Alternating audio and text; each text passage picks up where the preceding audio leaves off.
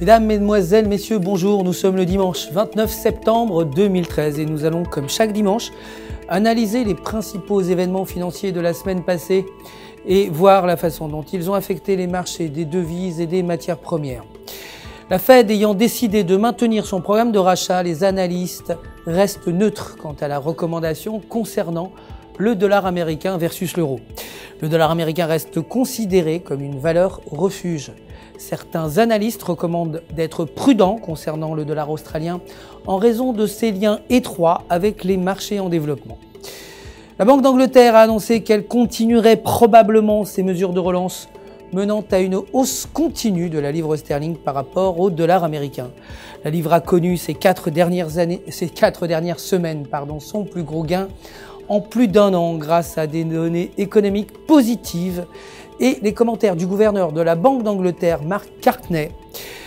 La baisse de la tension en Syrie a mis fin à la hausse récente des cours du pétrole. Le cours du pétrole a atteint son plus haut niveau en 2 ans, suite aux inquiétudes que l'action américaine en Syrie pourrait nuire à l'approvisionnement en pétrole au Moyen-Orient. Ces préoccupations diminuées ont été remplacées par un malaise quant à l'économie américaine.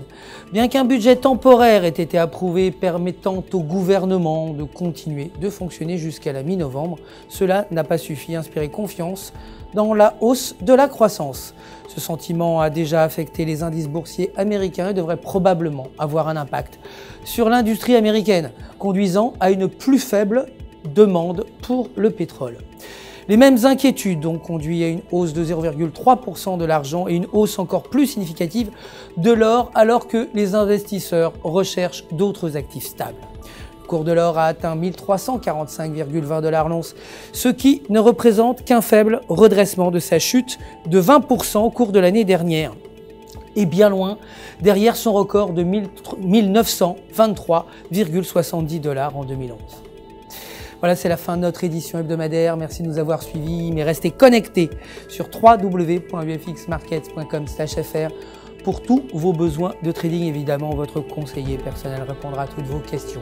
Le centre d'assistance du FX Markets se joint à moi pour vous souhaiter une excellente journée de trading.